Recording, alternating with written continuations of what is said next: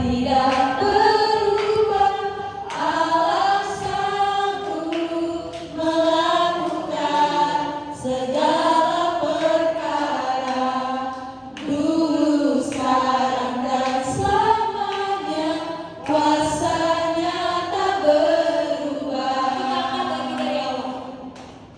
Apa yang tak pernah dilihat mata,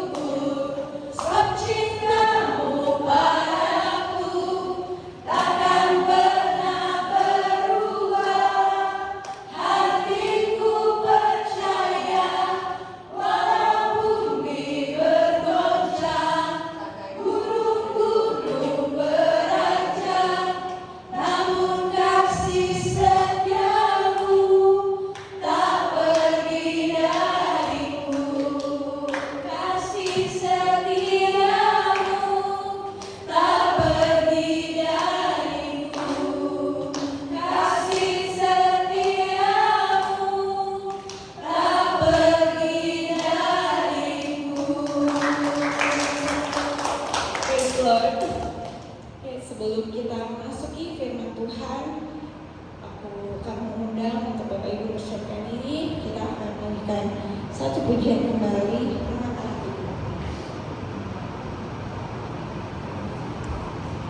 Dengan segenap hati dan jiwaku,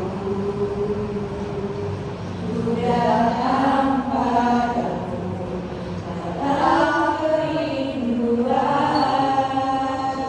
Kasih-Mu yang sanggup mengubahku, kasih-Mu yang sanggup mengubahku dan menguatkanku dalam pengharapan. Yesus, Engkaulah permata hatiku, dunia tak dapat menghentikanmu. Kemuliaan-Mu tercurah bagiku, menjadikanku indah dan semakin indah bagimu. Dengan segenap hati dan jiwaku, ku datang padamu dalam kerinduan. Kasih-Mu yang sanggup mengubahku dan menguatkanku dalam pengharapan. Yesus,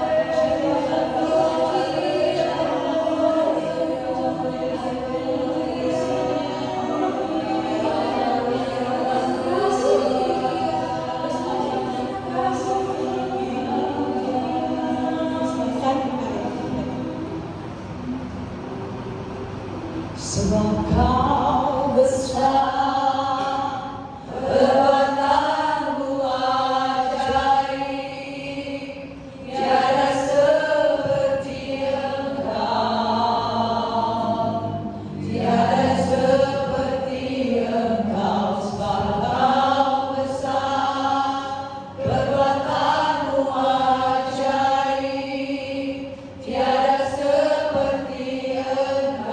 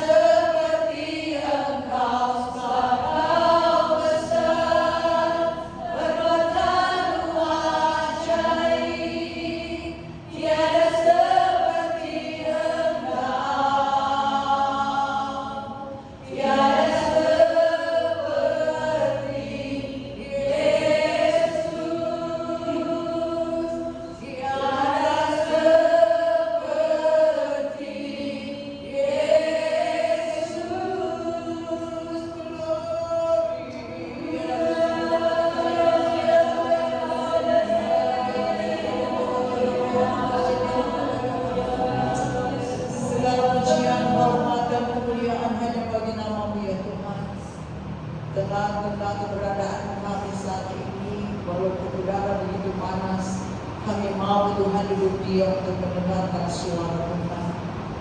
Karena percuma segala sesuatu yang kami lakukan tanpa Tuhan, menjadi sia-sia segala sesuatu yang kami lakukan tanpa seiring dengan perjalanan di dalam Tuhan.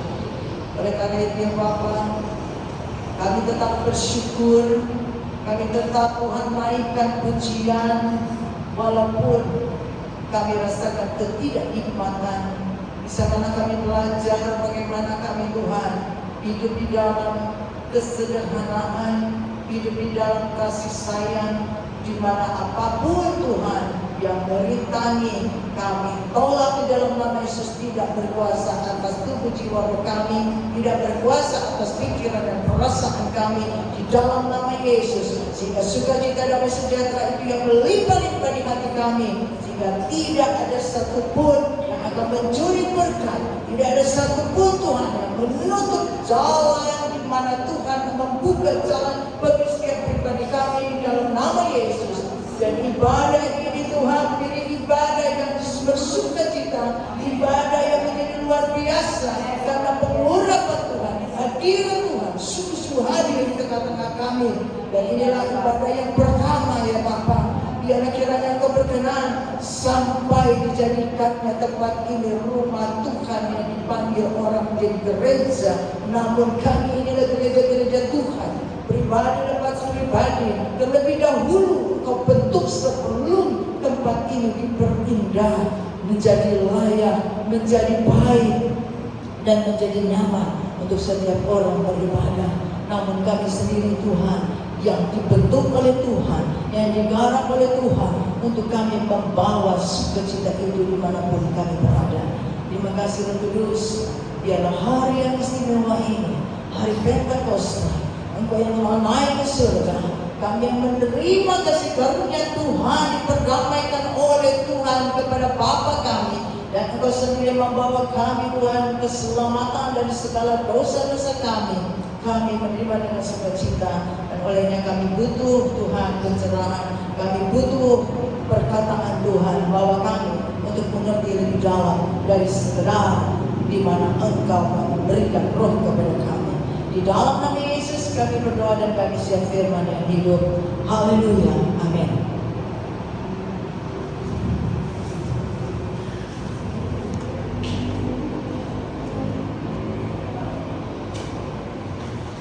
Boleh sedikit kiri aja supaya saya dapat, nggak dapat sama sekali.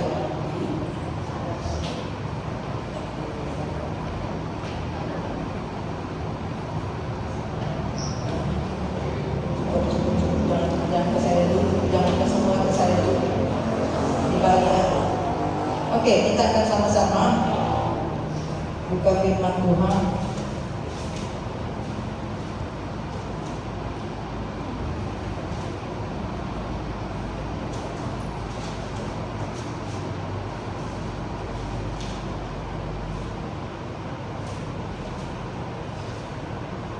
Dari Kisah Para Rasul 1 ayatnya yang pertama sampai dengan ayat yang kelima. Wanita-wanita baca bersama saya dan bahasa wanita. Baca ayat yang ganjil, lalu yang pria membaca ayat yang genap. Roh Kudus bercita. Kita baca sama-sama. 1, 2, 3. Hai Theophilus, dalam buku yang pertama aku menulis tentang segala sesuatu yang dikerjakan dari ajaran Yesus. Sampai pada hari yang akan sebelum itu ia telah memberi perintahnya oleh Roh Kudus pada rasul-rasul yang dipilihnya. Pada mereka yang menunjukkan dirinya setelah penyataannya selesai, dan dengan banyak tanda yang membuktikan bahwa ia hidup. Sebab selama 40 hari ia berperang diri dan berbicara kepada mereka tentang kerajaan Allah. Pada suatu hari ketika ia makan bersama-sama dengan mereka, ia melarang mereka meninggalkan Yerusalem dan menyuruh mereka tinggal di situ nantikan janji Bapa yang demikian katanya, bahwa kebenaran daripadaku. Sebab Yohanes membaptis dengan air, tetapi tidak lama lagi kamu akan dibaptis dengan Roh Kudus. Demikianlah bacaan firman Tuhan. Yang berbahagia adalah setiap kita yang hidup di dalamnya serta sanggup melakukannya. Ya, Bapak Ibu Saudara yang terkasih dalam Tuhan Yesus, kalau kita hari ini bertepatan dengan Pentakosta, lalu kita jalan-jalan ke lagi.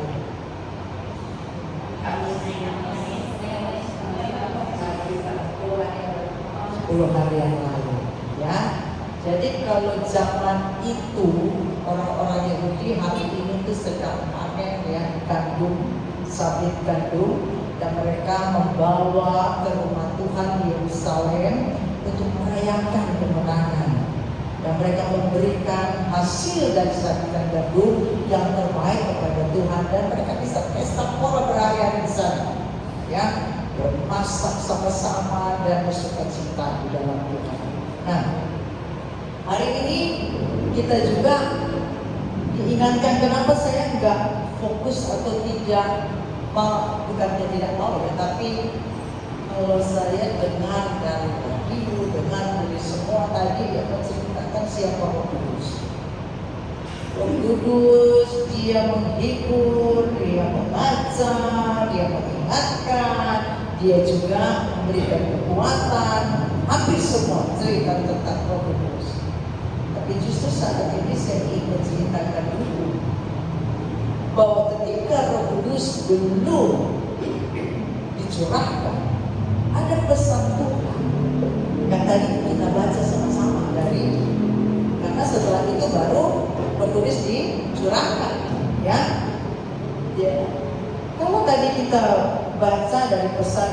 Tuhan, saya jadi diingatkan begini, hari-hari ini kita sebenarnya kan menanti Tuhan. Ini seolah-olah dalam pengertian bahwa Tuhan yang telah naik ke surga, Dia berikan Roh Kudus, kita juga dalam posisi menanti yang sama. Ketika Tuhan sendiri datang menjemput kita, mencurahkan kita dalam kemenangan. Tapi ada nanti waktunya yang kita diangkat oleh Tuhan, ya dijemput. Filmnya udah banyak sekarang beredar lagi. Dulu banyak tiba-tiba hilang ya. Sekarang muncul lagi gitu ya. Nah, jadi si Pak Jeffrey suka kayak saya ini kalau dia ngomong, katanya, apa sih? Saya kira kamu udah terangkat. Saya takut kok kamu gak ada gitu kan. Kalau kamu terangkat, saya juga mestinya terangkat. Ya, jadi mengingat itu, saya kembali merenungkan bahwa sebenarnya orang ini sudah terlena dengan yang dikerjakan Tuhan, dan kita hanya menerima hasil akibat dari apa yang dikerjakan Tuhan, dan kita hanya tinggal enak menerima kasih karunia-Nya gitu ya, tanpa memikirkan sebelum itu apa sih yang harus kita kerjakan. Padahal kasih karunia itu harusnya adalah akibat, bukan adalah sebab, bukan akibat. Sebab saya mau melakukan firman Tuhan, akibatnya saya menerima kasih karunia. Jadi bukan karena akibat. Sebab saya baik, saya udah benar kok, saya udah ke gereja kok. Enggak. Karena yang Tuhan minta adalah dari apa yang sudah diperintahkan olehnya untuk kita lakukan. Nah, coba kita renungkan dari semua yang Tuhan minta kita lakukan, dan berapa persen sih? Pernah nggak? Kita masih hobi. Nanti malam ada saya bilang gini, Pak, kita nobar yuk. Apa itu? Nonton bareng. Ya, saya rugi kalau nonton bareng. Bayarnya mahal, saya tidur. Saya nggak suka nonton, ya. Tapi itulah kebahagiaan yang orang dunia masih kayaknya perlu. Saya bukan bilang nggak boleh nonton. Segala sesuatu diperbolehkan, tetapi segala sesuatu tidak berguna. Kita harus memakai hikmat Tuhan. Kita harus benar-benar dekat dengan Tuhan, sehingga kita menjadi sama dengan Tuhan. Karena semua yang ada pada kita milik Tuhan. Jadi kita nggak berhak ya menggunakan segala sesuatu yang ada pada kita untuk maunya kita. Hati-hati kalau ada yang sudah mulai senang kepada sesuatu, kagum kepada seseorang, ya harus dilepaskan. Jadi waktu Kisah Rasul ayat 4-5 katakan, pada suatu hari ketika ia makan bersama-sama dengan mereka, ia melarang mereka meninggalkan Yerusalem. Ini poin yang saya mau bagikan siang hari ini, yang saya mau ambil ya secara spesifik untuk kita sampai dapat Roh Kudus yang sudah memang diberikan pada kita. Hari ini Roh Kudus itu kan Yesus sendiri, Rohnya Tuhan. Nah, bagaimana kita mempersiapkan diri untuk siap ketika Yesus datang? Siapa yang tahu Yesus datang? Tidak ada seorang pun yang tahu. Kalau ada orang bilang saya tahu, dia penipu besar. Dia membohongi dirinya, membohongi Tuhan, dan membohongi sesama. Mereka dan menyuruh mereka tinggal di situ menantikan janji Bapa. Yang demikian katanya telah kamu dengar daripadaku, sebab Yohanes dibaptis dengan air, tetapi tidak lama lagi kamu akan dibaptis dengan Roh Kudus. Jadi ketika Tuhan ada bersama-sama dengan murid-muridnya, dia melarang murid-muridnya meninggalkan Yerusalem. Apa maksudnya di sini? Dengan relevansi hidup kita hari ini, apa sih yang Tuhan maksud? Kenapa Tuhan melarang murid-muridnya untuk tetap diam di situ? Jangan pergi, jangan tinggalkan Yerusalem. Ada yang bisa kira-kira apa ya maksudnya? Dan di sana Tuhan menjanjikan, katanya menantikan janji Bapa. Kita semua ini lagi menantikan janji Tuhan kita Yesus, betul kan? Aku akan datang menjemput kamu. Aku menyediakan tempat bagimu. Aku datang sebagai pembela di dalam kehidupanmu. Aku menyediakan semua yang kamu butuhkan. Dan ketika aku datang, kamu akan melihat kemuliaan dan engkau juga aku permuliaan. Ketika engkau melihat aku, kau melihat Bapa, karena aku dan Bapa sama. Kita lagi menantikan. Tapi kok hidup kita dalam penantian yang maha agung, maha suci, maha kudus itu, hidup kita terlalu jauh dari apa yang diharapkan. Nah, kita mau belajar bagaimana perintah Tuhan Yesus itu yang harus dilakukan murid-muridnya, ini juga harus dilakukan kita sebagai murid Yesus di zaman sekarang. Di zaman akhir, ketika Yesus ini di ujung daripada zaman akhir, yang akan tidak lama lagi datang. Saya yakin tidak lama lagi. Mudah-mudahan ya udah dipanggil duluan lah daripada kita mengalami segala apa yang Tuhan udah bicara ya, semakin bencana dan lain-lain. Ya. Jadi sebenarnya Tuhan sendiri sedang menguji murid-murid. Waktu kita suruh hidup diam, waktu kita disuruh jangan kemana-mana, perhatikan dalam hidupmu, ayo berkaca. Tuhan menguji kita. Itu enggak kita menjadi seorang yang taat kepada Tuhan. Jadi kata suruh menunggu ini yang pertama, Tuhan menguji hati apakah kita taat kepada Tuhan atau tidak. Ketika Tuhan melarang kita melakukan sesuatu, ketika Tuhan melarang kita pergi ke tempat sesuatu yang tidak mempermuliakan Tuhan, bahkan banyak orang dunia di situ dan kita terlibat di dalamnya, ini bahaya banget. Karena begitu banyak roh di sana yang akan menghampiri kita dan kita tanpa sadar membuka celah iblis dan situ iblis masuk lewat di situ. Dan tiba-tiba seolah-olah di tengah-tengah mereka ada kebahagiaan.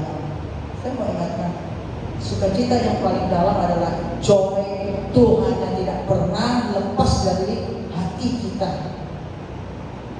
Dan itu tidak dipengaruhi dari segala apa yang kita miliki, atau tidak dipengaruhi dari orang luar, tidak dipengaruhi dari kondisi, tidak dipengaruhi dari situasi, tidak dipengaruhi dari seluruh pikiran-pikiran yang sudah dikotori oleh iblis lewat dunia. Itu joy-nya tuh.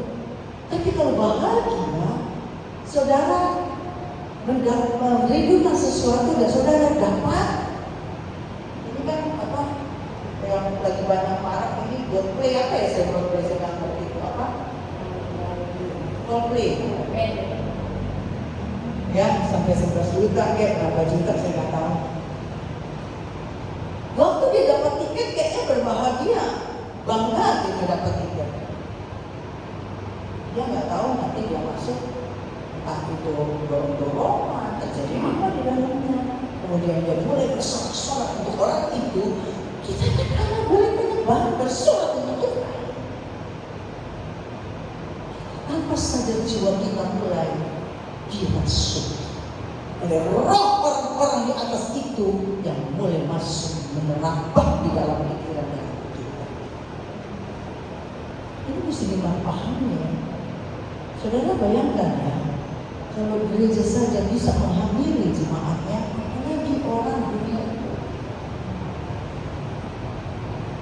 Hamba Tuhan yang suka berzina, waktu dia tumpangkan tangan, lalu mulai memberikan berkat, itu dibatasi ke semua jemaat. Tanpa sadar banyak di jemaat itu yang rumah tangganya berantakan. Banyak yang laki-laki atau perempuan berzina.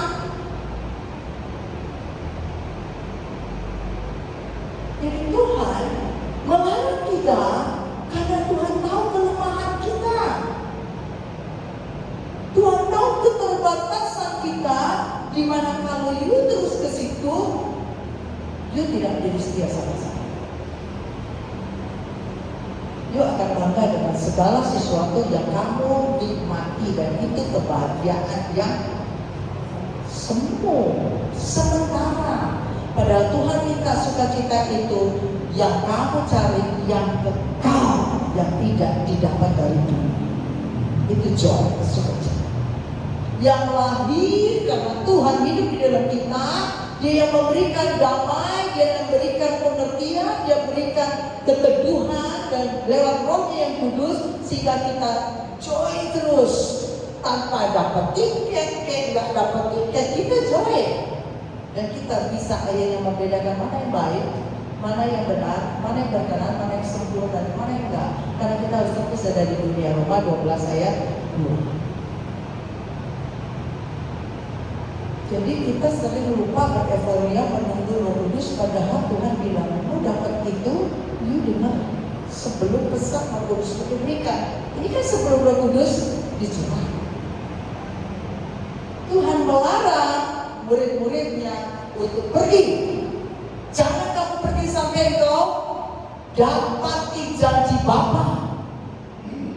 Berarti ada sesuatu yang kosong dalam diri kita, lalu kita mulai mencari, melangkah. Tuhan bilang berhenti, tunggu, karena pasti janji itu aku genapi. Kadang-kadang manusia muda mau menunggu. Menunggu paling gak enak, ya. Kadang-kadang kita menunggu kalau dari manusia gak pasti. I love you, saya pasti kawinin kamu. Aduh, sudahlah. Kan udah modern, satu kamar gak apa-apa. Pasti saya kawinin, masa kamu gak percaya? Tiba-tiba sudah terjadi berbuat dosa, pergi dia jauh-jauh, menunggu. Gak kasih kabar. Akhirnya hidupnya hancur, rasanya dunia udah runtuh. Lu kok dunia runtuh? Kamu yang bikin runtuh kok. Dunia tetap aja begini. Kenapa? Karena respon kita kepada Tuhan adalah respon yang hanya untuk menerima kebahagiaan, bukan sukacita yang kekal dari Tuhan. Tapi kalau menunggu janji Bapa, ya dan amin kan? Ya. Jadi yang pertama, kita tidak boleh pergi, kita diam, artinya kita belajar setia. Tuhan lihat nanti kita loh sekarang hari-hari ini setia kan? Saya kemarin bilang sama Mary, pada saat saya bikin gereja saya tahu ada orang-orang yang akan disaring. Apakah setia? Karena saya sudah memberi benih, saya memberikan makanan, saya berdoa, saya terus. Ini bukan kecil, 18 tahun, 9 tahun untuk anak-anak saya. Dan Tuhan suruh saya bikin gereja bukan karena saya mau, tapi saya tahu itu akan ada akibat tersaring. Dan di sana saya akan melihat mana orang yang setia, mana orang yang tidak setia. Yang kedua, mana orang-orang yang sabar menantikan Tuhan. Aduh, kayaknya sama Mama Heni lama, pokoknya cepat aja dapatnya berkatnya langsung. Bukan Mama Heni yang kasih berkat, tapi respon kamu. Ya, jangan lagi buka HP, jangan main game, biar cepat dapat berkat dan berkat besar. Tak mau, kan respon ya. Tuhan gak pernah menghambat. Oh, saya ini siapa bisa kasih berkat? No, saya cuma dipakai sebagai corong. Ya, alat di mic-nya Tuhan. Tuhan kasih pesan apa? Kalau perlu saya ngomong, kalau enggak ya saya tidak akan. Cuma berdoa untuk jiwa itu sampai dia sendiri terbuka matanya, terbuka hatinya, dan kembali kepada perintah Tuhan untuk duduk diam manis-manis dengar suara Tuhan. Kan kemarin udah disinggung, dia suka jalan sendiri, nanti sampai doh sakit, baru nangis, Tuhan sakit tadi kepetok, udah gede banget nih gue 3 ini. Betul nggak? Siapa yang salah? Kamu jalan sendiri, Tuhan bilang jangan kemana-mana ya. Yang di tempat untuk menunggu janji Bapa, kita lagi menunggu semua. Bukan sekedar berkat yang Tuhan berikan itu bukan materi yang utama, tapi janji apa? Joy yang diberikan yang kekal itu yang kita sedang menantikan untuk mendapatkan rumah yang besar di kekekalan sana. Tapi semua berkat itu mengikuti. Kita seringkali salah, utamanya adalah berkat ini. Ini kipas. Kemudian kita pegang, kita ikat. Terus ini punya gue. Jadinya apa? Masuk angin saya. Ini nggak bisa jalan dia kalau saya tekan. Betul nggak? Betul nggak? Mati kita. Karena kita nggak lainnya ke sini. Tapi kalau kita dulu diam, kita minta pada Tuhan, menanti janji Tuhan. Tuhan bilang, besok ada hadiah buat kamu, ambil. Betul?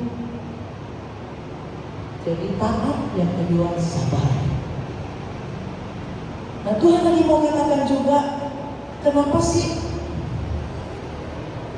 kita suruh duduk diam di Yerusalem, jangan meninggalkan Yerusalem? Apa maksudnya? Boleh salah satu ada yang bantu saya bacakan Zakaria 8 ayat 3.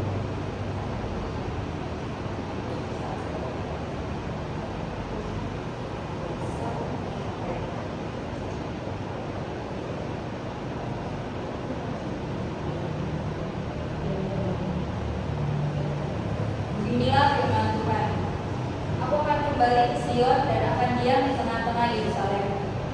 Yerusalem akan disebut kota setia, dan gunung Tuhan semesta alam akan disebut gunung kudus. Amin. Jadi mengapa kita tidak boleh meninggalkan Yerusalem? Sebenarnya ada satu pesan yang Tuhan berikan di balik kata Yerusalem itu sendiri. Tadi selalu kan begini, pergilah beritakan, ya pertama-tama Yerusalem diri dan bersama diri. Kenapa? Kenapa kalau kita mau melayani Yerusalem dulu?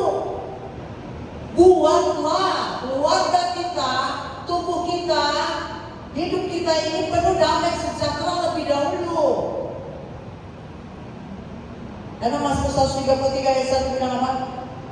Di mana ada kerukunan di sanalah berkat-berkat Tuhan dialir.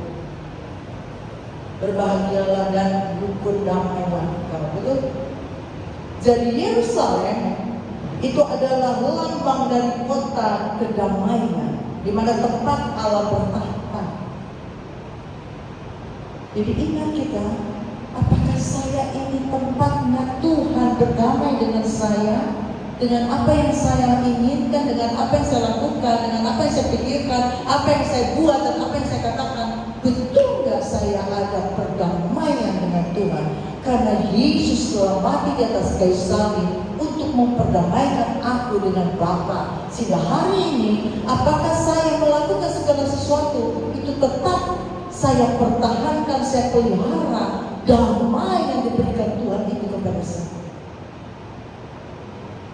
Ini bukan sekedar damai biasa ya, susah loh. Ini dalam sekali. Jadi kita dijadikan Tuhan rumah yang penuh damai Tuhan. Sehingga kemanapun kita pergi kita bawa damai itu. Kemanapun kita berkata kita melangkah kita bawa damai, bukan damai dengan orang, utama damai dengan Tuhan. Jadi dia waktu sorak-sorai di mana, you lihat, benar nggak nih? Tuhan berkenan nggak gua ada di sini? Betul? Sepikirkan, kita sering kali Tuhan lihat nih, aku udah susah sekali, masa Tuhan gak ada perasaanku? Tuhan tanya begini, kamu pikirkan perasaanku? Waktu kita masuk saya pernah ya kerja, bos saya bilang begini, itu kan teman kamu tuh kepala cabang Mandiri. Nah dia mau kasih saya pinjaman 5M. Jadi saya udah janji sama dia mau ke Highline. Siapa yang tahu Highline? Di Ancol. Saya seumur hidup nggak pernah ke Highline. Saya pikir apa ini Highline ya kan? Mau ngapain Pak? Ya biasalah dia minta cewek. Ih, jadi hari itu tempat apa? Ya, hari itu tempat apa? Tempat makan. Nanti ada tempat yang itu lain lagi. Jangan aneh-aneh saya ngomong gitu. Ya saya nggak mungkin bawa kamu ke tempat yang aneh. Kamu pendeta.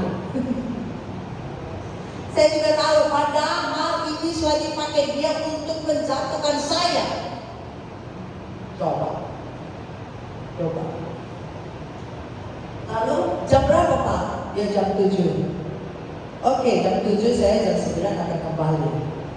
Pekerjaan saya kan gak sampai malam kan? Bukan di alam saya bilang. Iyalah. Ya. Waktu itu saya GM. Ini bos saya ini direktur. Ya. Ayo. Ya. Bukan ekstasi, bukan minum, bukan judi, ya kan?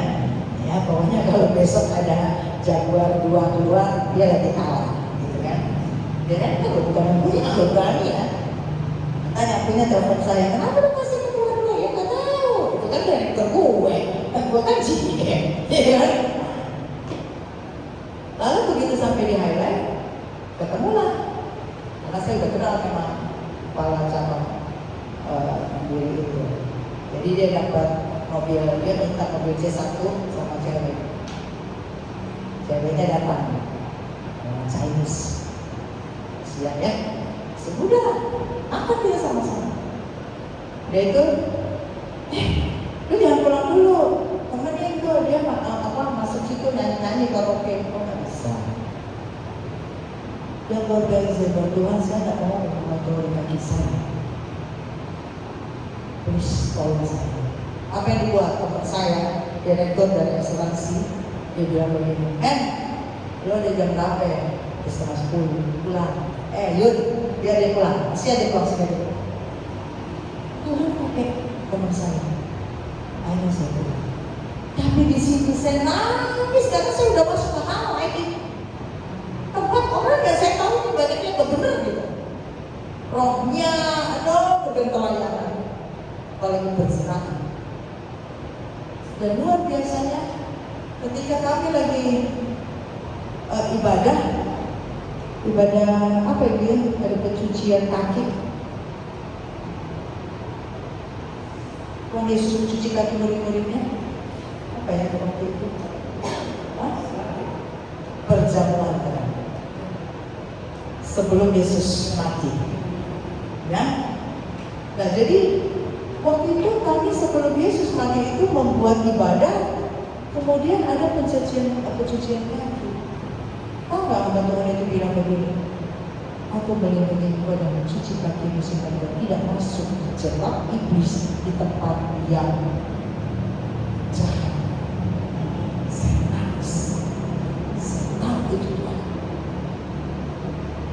Saya mengucap syukur karena Tuhan menguduskan saya Bapak. Gak gampang saudara. Orang dunia pikirlah cuma tempat makan di Highline gak apa-apa. No, kita mesti hati-hati. Kalau saudara tak menjaga kekudusan, itu cepat sekali bocor minyaknya.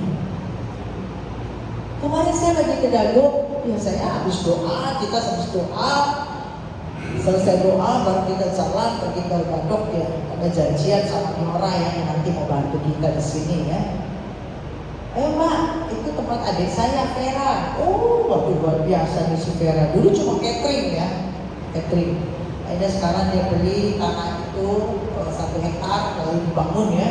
Nanti kalau lihat tuh kopi sawah, sebenarnya saya pengen nih habis dari sini ke sono. Dia bilang, Mbak, pokoknya telepon aja nanti di resort gitu kan. Tapi tadi dibilang katanya hari Kamis libur. Bisa juga ya pagi-pagi kita Kamis ke Solo gitu ya. Sebelum saya pulang ke Manado. Nanti dibicarakan lagi ya. Tapi jangan exciting karena kita mau pergi ya. Ini firmannya yang utama ini ya. Jadi waktu saya datang, tiba-tiba sampai kan kita jalan keliling karena orang kasih tunjuk dulu tempatnya semua memang indah sekali ya, dan luar biasa begitu ya. Jadi ada sawah-sawah ya tempatnya, dan mereka dia kasih tahu Mbak ini belinya yang bekas dari Jawa ya, apa itu pendopo ya, dan antik begitu ya. Setelah itu saya bilang saya mau pipis gitu. Saya ke belakang, tiba-tiba ibu orang bilang, Mbak, kenapa? Itu tuh Mbak, itu karyawan saya tidak mau katanya. Kenapa? Takut sekali. Dia bilang dari pertama itu ibu itu datang katanya. Udah lihat saya dia kabur. Kenapa kabur? Ibu itu bawa sesuatu katanya. Bawa sesuatu apa? Api. Emangnya kenapa? Tuh kayak malu. Mana saya nggak tahu. Dia kabur. Dia bilang makanya kita kenapa ya kan? Saudara, saya di situ cuma kagum sama Tuhan ya. Saya menjaga hati saya, jangan saya jadi bangga dan saya mencuri kemuliaan Tuhan dan saya menjadi sia-sia dari apa yang saya jalani. Tapi saya melihat bahwa kuasa Roh Kudus di dalam kita itu besar, dan Allah Bapa kita api yang menghanguskan benar-benar bekerja dalam diri kita, sehingga ketika kita jalan dimanapun ada kuasa kegelapan dia terbakar oleh Roh kita. Jadi saya hari-hari ini dengan peperangan ini saya melihat sungguh nyata loh firman itu. Jangan main-main. Jangan main-main dengan Tuhan. Ini hari-hari yang kita lagi bukan lagi memikirkan segala sesuatu untuk hawa nafsu kita, keinginan kita, foya-foya, ya. Lalu hidup semua kita pakai uang. Saya bilang saya takut. Makanya saya bilang kemarin mau kasih apa? Berikan yang terbaik untuk rumah Tuhan. Dan terima kasih juga ya, Ibu Mary ada juga sumbang untuk pembangunan rumah Tuhan. Padahal saya tahu keadaan keuangan bukan dari kelebihan, tapi Tuhan lihat hati. Dan saya tahu dia sedang membangun rumah di dalam kekekalan. Amin. Kita udah gak pusing lagi, saudara. Mau kapan gitu memulainya? Ya. Yang kedua, kenapa Tuhan senang dengan Yerusalem? Karena kata Yerusalem itu juga mengandung arti kota yang setia. Oh Yerusalem, alhamdulillah, hatiku rindu ke sana. Saya dulu kecil semua lagu ini, dan puji Tuhan, Tuhan bawa saya ke Yerusalem, ya. Tapi hari ini kita adalah Yerusalem barunya Tuhan. Amin. Beri kemuliaan bagi nama Tuhan. Jadi kita jangan sampai meninggalkan kesetiaan kita dengan Tuhan. Kita yang kalau kita sudah diberikan damai kekekalan Tuhan, pasti kita tidak setia. Pasti kita menjaga hidup kita. Kita pasti menjaga pintu-pintunya Tuhan melalui firman, agar firman itu tidak dikoyakkan oleh iblis, dicuri oleh iblis, dan akhirnya kita menjadi berantakan. Pasti tidak bisa. Oleh itu jaga hidup kita. Ya. Dan yang ketiga, katakan tadi di firman Tuhan, Yerusalem juga disebut Gunung Kudus. Ya kan?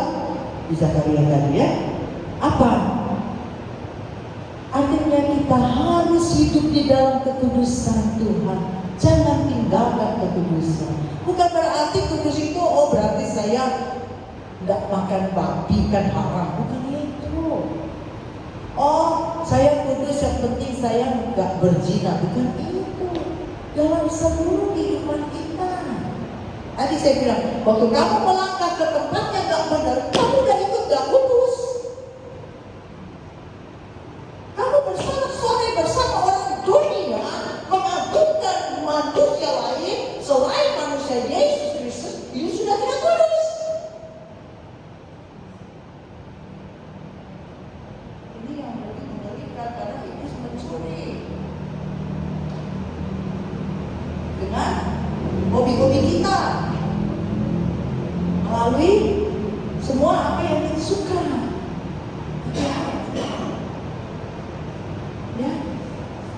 jaga kekudusan dengan baik supaya urapan Roh Kudus tidak bocor. Kemarin kalian sudah terima urapan itu, dan iblis tidak mau terima, dia goncang. Lepas supaya apa? Kuasanya pergi. Hati-hati, jaga. Kalau sudah begitu harus dibersihkan kembali dan harus terima Roh kembali. Urapan yang baru lagi. Ini kan capek ya. Jadi ikut Tuhan seolah-olah kita jadi tidak bebas. Tapi itulah yang harus kita lakukan dalam penantian kita kepada Sang Raja kita, penasihat yang ajaib, Bapa yang kekal, Allah kita yang berkasih. Amin. Percuma kalau kita nggak menantikan Dia, kita cuma datang ke gereja karena sebagai orang Kristen, kita cuma baca Alkitab karena disuruh Mama Heni, karena ada di Bible. Percuma saudara. Tapi Tuhan begitu baik melatih kita untuk kita bertekun, kita mestinya. Dan Tuhan lagi menilai siapa yang meresponi dengan baik, siapa yang betul. Ya, jadi hasratnya Tuhan yang hidup dalam kita hati-hati dijaga ya, supaya tidak dijual. Karena ini gugur. Hosea 4 ayat 6. Umatku binasa karena tidak mengenal Allah.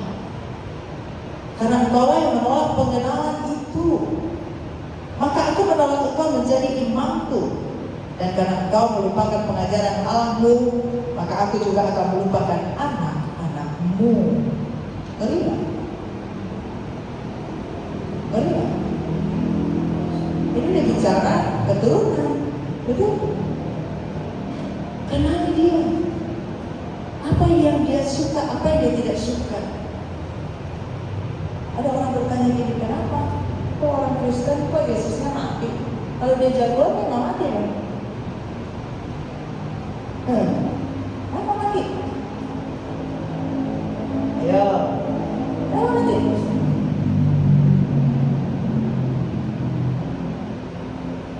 Yohanes 10 nanti kalau kalian baca itu rahasianya yang ada di sana. Kan tidak ada seorang pun yang dapat membunuh dia, dan tidak ada seorang pun yang dapat membangkitkan dia, karena Dialah Tuhan. Dia bekerja apapun yang dikerjakan sesuai dengan apa yang diperintahkan oleh Bapaknya. Makanan itu adalah melakukan setiap kedatangan dan menyelesaikan panggilannya. Maka kematiannya itu bukan karena dia tidak sanggup sebagai Tuhan. Sebagai Tuhan dosa mati dong kan jagoan. Karena dosamu dia mati. Dia menginginkan itu karena dia mencintai kita luar biasa. Amin. Dan tidak ada yang bisa membunuh dia. Ya, karena dia memang menginginkan menyerahkan nyawanya kepada Bapa Isa. Maka dia mati. Ya, dipulang Yohanes 10 baca baik-baik. Supaya kenal siapa Tuhan kita.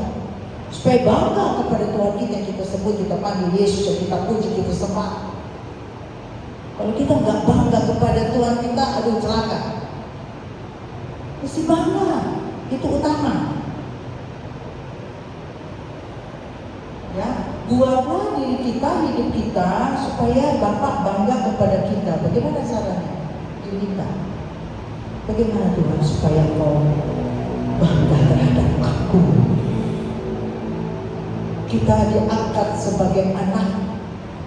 Banyak anak dari kita yang ada yang 2, ada yang 4 hari. Ada yang bisa membanggakan kita, ada yang bisa menyakiti hati kita. Bagaimana ya supaya mama papa saya bangga sama saya? Pikir gak bagaimana ya saya supaya saya bisa bangga di hadapan Tuhan saya? Tuhan saya bangga mengangkat saya menjadi anaknya. Nah, apa yang kita mesti buat? Tidak. Sehingga waktu Yesus datang, itu Yesus dapatin engkaulah anak yang kukenal, hanya kepadamu aku berkenan. Itu. Jangan waktu dia datang, siapa kamu? Aku gak mau kenal kamu, walaupun kamu sudah melayani. Betul gak? Kamu pergi. Orang yang membuat kejahatan, aduh, amit-amit ya. Ya, jadi mari sekarang kita pikirkan bagaimana Tuhan bakal mengangkat saya sebagai anaknya. Bukan karena banyaknya pelayanan kita di mana-mana, bukan. Bukan karena saya sehari 3 kali ibadah, bukan. Ya, atau karena saya datang ke gereja-gereja yang wow, God, mega church, 15.000 orang. Itu dia bisa salah loh. Berapa lama itu? Gembala saya di sana menguasai sampai akhirnya bapaknya meninggal dan kayak sadar, lalu salah, lalu dia memutuskan tidak bersama saya. Berapa puluh ribu itu jemaatnya di bawah salah? Yang pemimpinnya salah, yang salah dan semua. Kalau kita naik perahunya nakodanya salah, nakodanya tuh kita mau ke Amerika, dia pergi ke Afrika, semua salah nggak? Salah. Ada orang bilang begini, kemarin kan kita ngobrol lah beberapa hari dia cerita tentang apa yang pernah saya melayani di situ. Dia bilang bagaimana anaknya, bagaimana uang bagaimana menipu katanya. Terus ya begini saja kita lihat Tuhan. Udah Tuhan, udah itu kok lo ambil bagian apa yang dia ajarkan. Dia udah gak ada sejahtera ngomongin kesana itu, kenapa yang Tuhan? Jadi berdosa. Kalau begitu jadi masuk surga. Nah, gimana? Jadi jangan bangga dengan segala sesuatu yang kita rasa ini buat tepatnya di sini.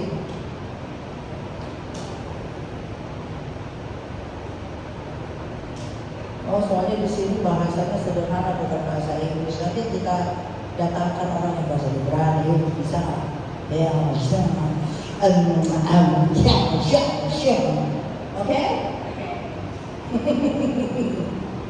Nah, itu apa ya? Itu kalau masalah itu dari kejadian 11 itu sudah terjadi, bukan waktu Roh Kudus itu datang kemudian jadi kocar-kacir terus glosa lalio apa bahasa masih itu bahasa yang bisa dimengerti, bukan bahasa roh, beda itu.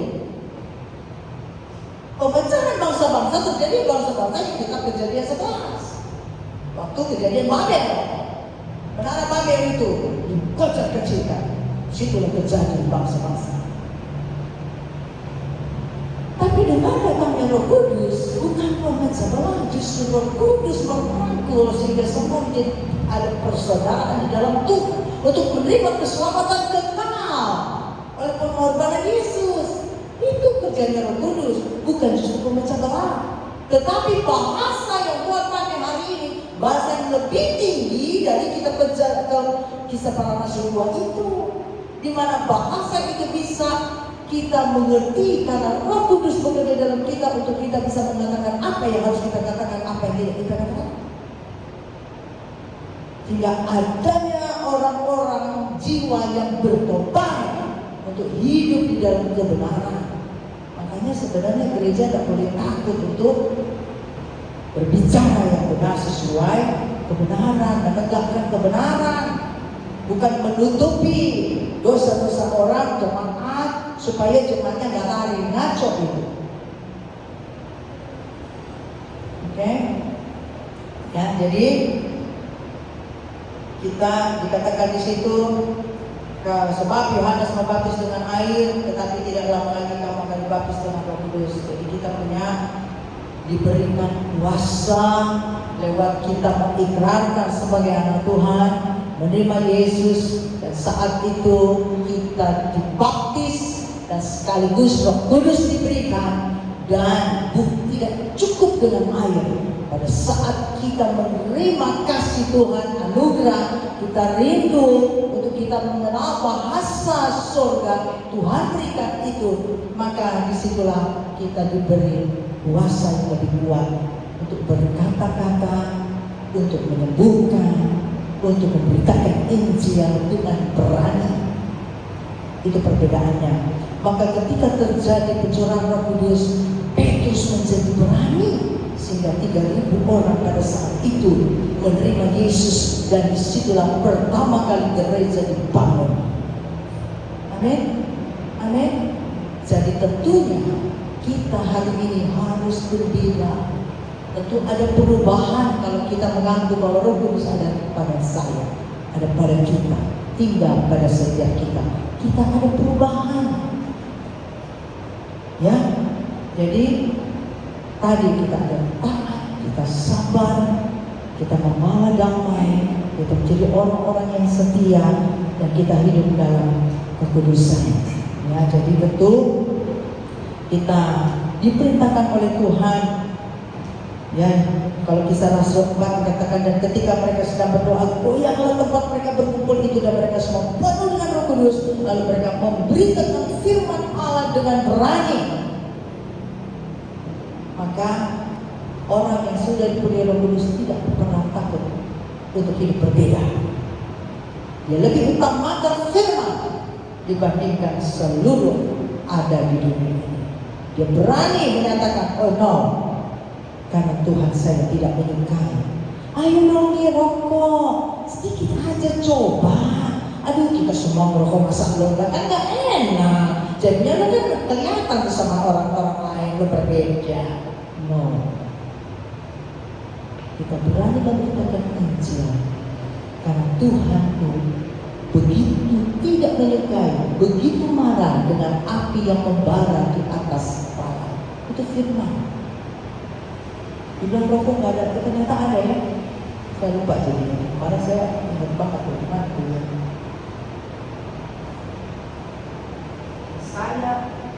saya 40 atau berapa tentang rokok. Ya, ada api yang keluar dari lubang hidung, ya, itu Tuhan bicara. Jadi inilah firman Tuhan pada siang hari ini. Saya berharap dalam penantian kita akan Yesus Kristus untuk menerima janji Bapa, ya, bahwa kita adalah orang-orang yang untung, diberkati, dipelihara oleh Tuhan. Yang pertama, lihat, saya menerima anugerah itu bukan akibat, tapi sebab Tuhan mati, maka saya diselamatkan. Oleh karena itu saya taat. Oleh karena itu saya setia. Oleh karena itu saya hidup kudus. Oleh karena itu saya tidak takut untuk berbeda dengan orang dunia. Amin. Yuk kita coba, saya coba banget berdiri.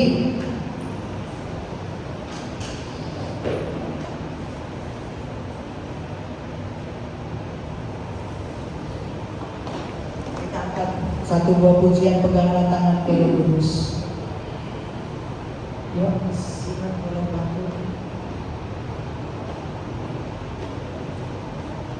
Peganglah tanganku Roh Kudus, setiap hari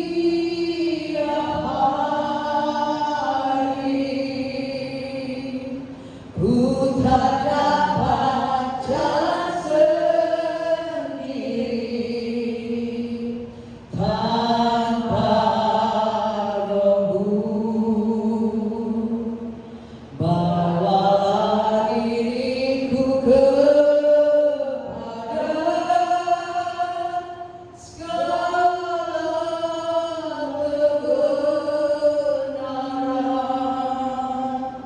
agar ku tidak tersesat mengikuti jalan-Mu. Sekali lagi katakan, peganglah tanganku. Peganglah tanganku Roh Kudus,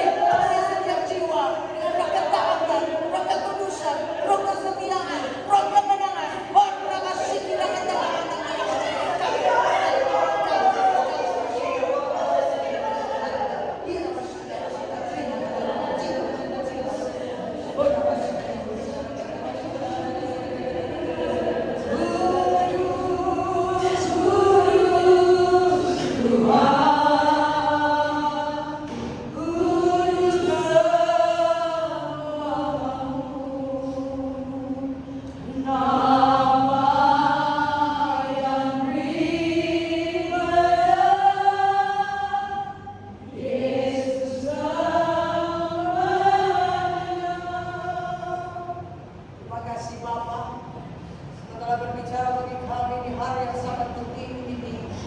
Kau mengingatkan kami ketika itu umat pilihan Tuhan bersorak-sorai masuk di tanah perjanjian Yerusalem untuk membawa hasil Tuhan, panen mereka yang terbaik kepada Tuhan, untuk berpesta orang menerima kemenangan karena Tuhan memberikan keberhasilan. Hadiah itu juga yang kami terima.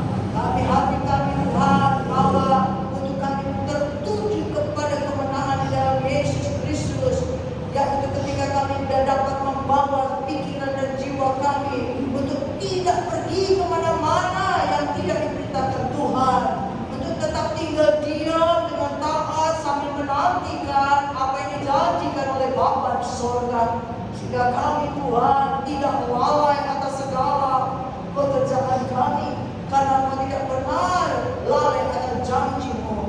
Itu kami Tuhan tetap menantikan pengharapan dari Tuhan tidak ada sia-sia. Kami percaya waktu Tuhan sangat tidak bagi kami untuk kami menyaksikan kemuliaan demi kemuliaan Tuhan yang akan bagi setiap kami. Terima kasih Bapa, dalam nama Yesus kami berdoa dan kami mengucap syukur, naikkan berkat kepada-Mu.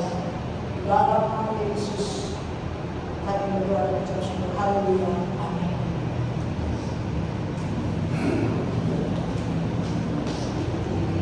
Oke, selanjutnya kita akan memberikan persembahan. Namun sebelumnya mari kita bersatu di dalam doa. Bapa yang surga, terima kasih Tuhan atas firman yang telah kami terima pada sore hari ini Bapa. Dan pada saat ini kami ingin memberikan persembahan Tuhan kepadamu. Biarlah apa yang kami berikan ini Tuhan untuk kemuliaan Nama-Mu saja dan Nama-Mu saja tingkat. Terima kasih Tuhan Yesus, terpujilah Nama-Mu. Haleluya, amin. Untuk persembahan dan untuk saat ini bisa dikirimkan ke rekening Grace BCA seperti biasa. Sambil kita memberikan persembahan, mari kita angkat pujian Anggur Baru Tercurah. Sambil kita memberikan persembahan, aku juga mengundang Bapak Ibu untuk bangkit berdiri ke belakang. Roh Kudus tercurah di tempat ini, urapannya yang ajaib mengumikan imannya. Roh Kudus tercurah bagi gerejanya, menghidupkan umat pilihannya. Hari ini harinya Tuhan. Hari inilah harinya Tuhan, saat pembebasan tiba. Belenggu dosa dikatakan, belenggu dosa dipatahkan. Mari bersorak bagi Dia. Hey, anggur baru tercurah, penuhi umatnya dengan sukacita. Oh, minyak baru tercurah, urapi umatnya dengan sukacita. Anggur baru tercurah. Anggur baru tercurah, penuhi umatnya dengan sukacita. Oh, minyak baru tercurah, urapi umatnya nyata kuasanya. Berkemuliaan Tuhan. Selanjutnya kita akan mendengarkan beberapa pengumuman dari Natasha dan akan dilanjuti doa penutup dari Ibu Hedi. Shalom semua. Halo sore. Puji Tuhan kita bisa mengadakan ibadah pertama kita di Komite nomor 7 tentang pelayanan Tuhan. Oke, jadi ada beberapa pengumuman. Yang pertama, minggu depan kita akan kembali mengadakan ibadah di sini. Untuk teknisnya mungkin nanti kita akan bicara setelahnya.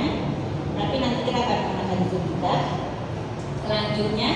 Di dalam minggu ini kita akan ada rencana untuk kesini bersama-sama, yaitu untuk melaksanakan rapat, di mana hari itu adalah hari Rabu, tanggal 31 Mei 2023. Hari ulang saya.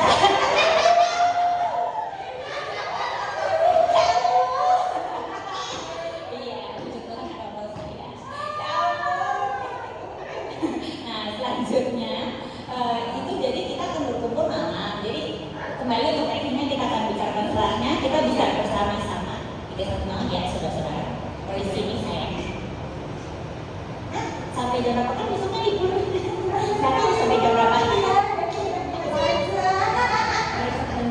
Nah, lalu kalau mama-mama seperti info dari Bu Heni akan berkumpul pagi untuk melaksanakan sekaligus memberikan resep dan lain-lain, termasuk ada bagi juga. Jadi nanti boleh bersama-sama. Oke, mama-mama. Seperti itu. Lalu nanti kalau misalnya akan dibicarakan lagi, misalnya tanggal 1 mungkin Bu Heni, apa kita akan berjalan jalan atau tidak? Kita bicarakan selanjutnya. Begitu kira-kira informasi pemantauan hari ini. Silakan Pak Ibu Heni.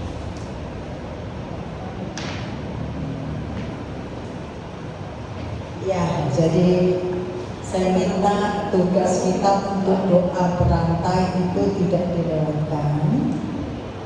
Ya, untuk kafe itu untuk apa sih? Keuntungan akan kembali kepada masing-masing berapa persen, nanti kita akan bicarakan lagi kalau kafe sudah berjalan. Kemudian berapa persen untuk kebersihan Tuhan di tempat ini. Kita berdoa ya, kalau bisa beli gedung gereja sendiri kenapa enggak? Amin ya. Nah, kenapa kita coba untuk duduk di sini? Karena memang kalau memang gerejanya di Serpong ya harus duduk di sini. Karena untuk disahkan menjadi sebuah gereja nanti akan pantau selama 6 bulan apakah secara aktif dan rutin itu sudah terlaksana ibadah di tempat itu. Ya, jadi kalau sudah rutin baru bisa disahkan setelah 6 bulan.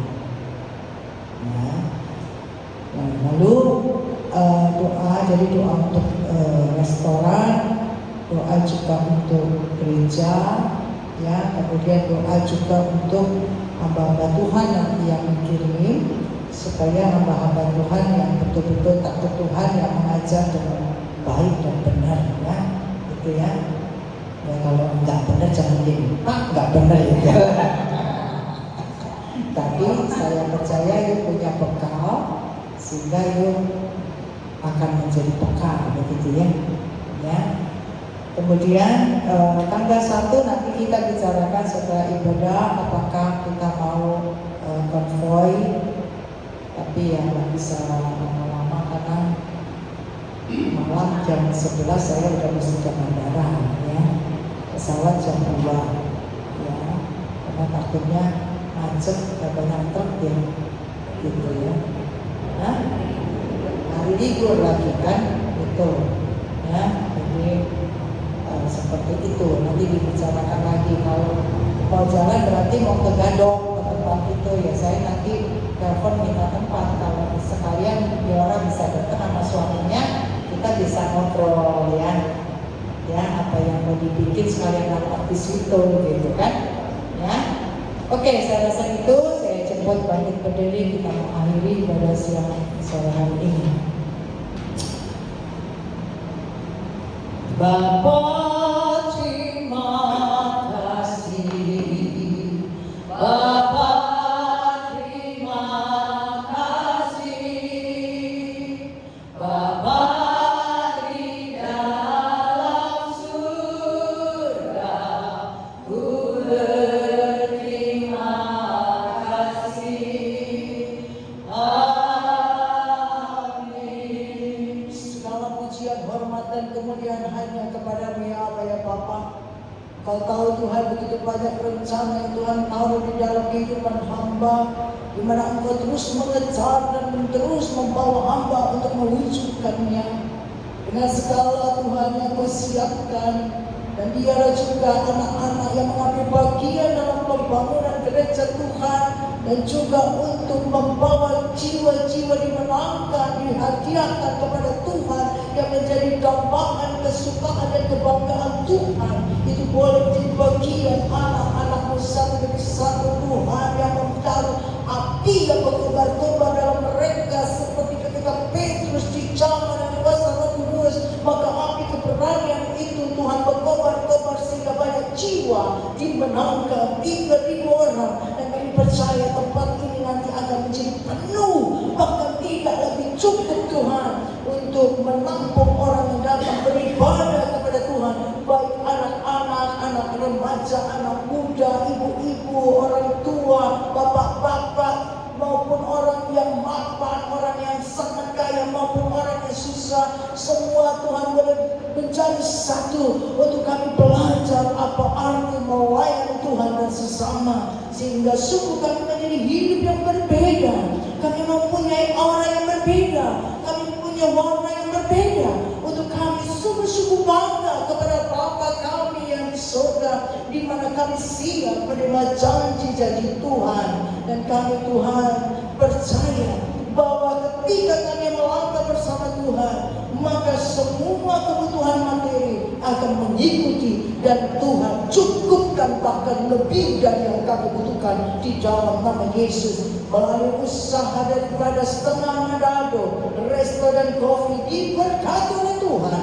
Mulai hari ini Tuhan, setiap orang yang akan bekerja, Tuhan Engkau yang mencengkeram dengan rasa takut dan gentar akan Tuhan, rasa setia, rasa taat, rasa kejujuran, sehingga mereka bekerja dengan sungguh-sungguh. Demikian juga Tuhan, setiap orang yang akan membawa firman Tuhan, menabur benih di tempat ini, Tuhan bawa hamba-hambamu Tuhan, yang menabur benih yang sehat, yang menabur benih yang utuh, sehingga firman itu bertumbuh di setiap jiwa kami, dan kami menjadi kuat di dalam iman akan kepada Yesus Kristus. Terima kasih Bapa, sementara Tuhan berikan Tuhan hamba kemampuan, kekuatan untuk mengelola segala sesuatu yang Kau percayakan, baik di Serpong, di Jakarta maupun di Manado, sehingga semua boleh berjalan seluruh dengan kehendak Tuhan, bukan maunya kami ya Tuhan. Dan Engkau nyatakan segala sesuatu untuk kemuliaan nama-Mu, bahwa diri kami hamba anak-anak-Mu masing-masing, umat Tuhan saat ini, untuk rindu benar-benar menyenangkan hati Tuhan. Terima kasih Bapa. Biarlah hari lepas hari kami memiliki pikiran, kami memiliki karakter, sifat menjadi seperti Yesus Kristus. Bapa, hamba berkati saat ini anak-Mu satu demi satu ya Tuhan. Tasya, Ica, Tanya, Dodo, demikian juga Keisha, Crystal, Tuhan, Divya, Grace, Lydia, di dalam pekerjaan mereka Tuhan berkati. Tuhan terus tambahkan, Tuhan terus percayakan lebih besar lagi. Ketika mereka taat kepada Tuhan, mereka tidak egois, mereka tidak memikirkan kepentingan sendiri, mereka bukan menuntut Tuhan, tapi yang keluar dari lidah bibir mulut mereka ucapan syukur. Disitulah berkat Tuhan tercurah. Demikian juga kepada Genji, demikian juga kepada Tian, kepada Nina. Tuhan, Kau berkati pekerjaan mereka, sehingga mereka benar-benar diberikan hikmat, kepandaian, kecerdasan di dalam roh mereka. Setiap anak-anak-Mu ini Tuhan dapat menangkap pesan Tuhan di hati mereka, mendengar suara Tuhan.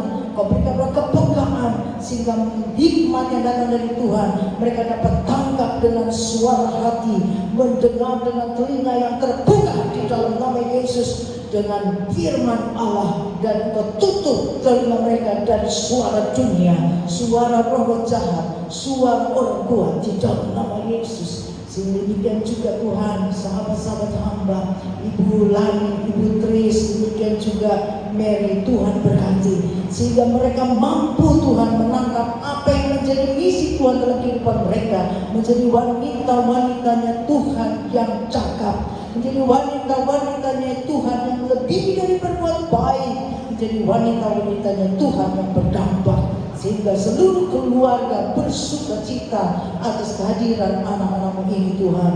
Tuhan berkati juga Tuhan masa depan anak-anakmu, jodoh mereka Tuhan hantar satu demi satu. Hamba akan menyaksikan cinta Tuhan kepada mereka, karena Engkau sendiri berfirman, tidak baik manusia itu hidup seorang diri saja. Maka biarlah tahun-tahun ini adalah tahun kemenangan bagi anak-anakmu.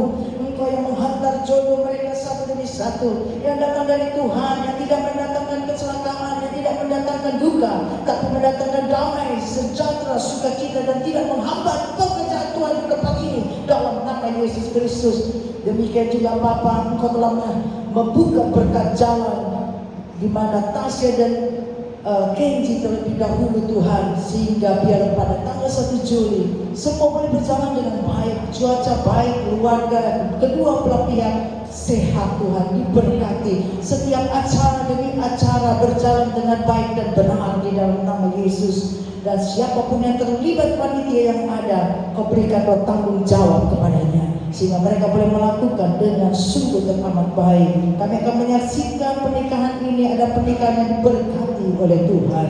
Terima kasih ya Bapa, dan hamba juga khusus berdoa untuk anak-anakmu Tuhan, Ibu Pak Budi, juga hamba-Mu Bapak Jeffrey, Tuhan berkati, sehingga pekerjaan mereka, usaha mereka Tuhan, Engkau yang turun tangan ketika mereka mengangkat tangan mereka memohon pertolongan Tuhan, maka Engkau yang turun tangan, membawa tangan mereka, menunjukkan tangan mereka untuk melakukan segala sesuatu seturut dengan apa yang Engkau perintahkan, sehingga apa yang mereka lakukan Kau buat menjadi berhasil di dalam nama Yesus. Karena kami percaya firman-Mu berkata, kalau kami percaya kepadamu, maka kami tidak akan dipermalukan. Demikian juga dia Tuhan, dia sedang menantikan apa yang Tuhan janjikan dia, dan juga dia mengambil bagian pekerjaan yang dia kerjakan seturut dengan perintah Tuhan, untuk dia hidup benar dan kudus di hadapan Tuhan, sehingga berkat yang Tuhan siapkan tidak dicuri di dalam nama Yesus. Tuhan penuhi di dalam kehidupannya. Tuhan tolong keluarga ini. Terima kasih Bapa.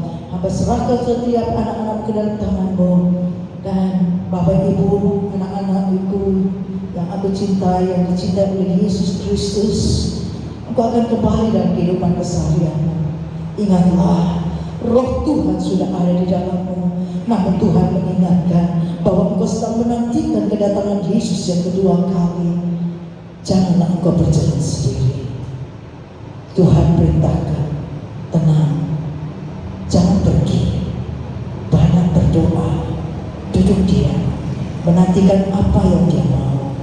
Jadikanlah dirimu kebanggaan Tuhan, dan biarlah kau belajar setia menunggu janji Tuhan.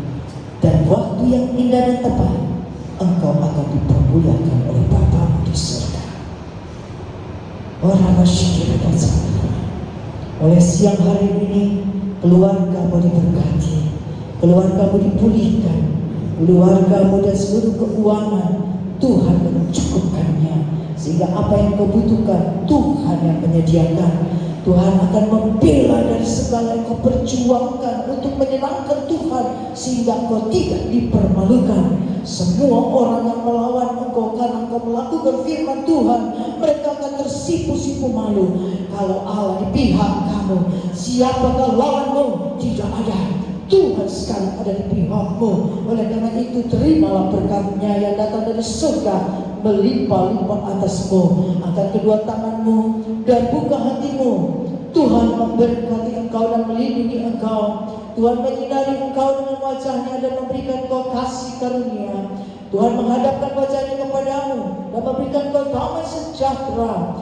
Kasih yang datang dari Allah Bapa, cinta dan anugerah dari Yesus Kristus, tuntunan, pimpinan, dan persekutuan dengan Roh yang Kudus menghidupi engkau dari hari ini sampai Yesus datang kali yang kedua menjemput setiap kita di awan-awan yang permai. Haleluya. Setiap kita yang percaya dan menerima berkat Tuhan katakan amin. Puji nama Tuhan.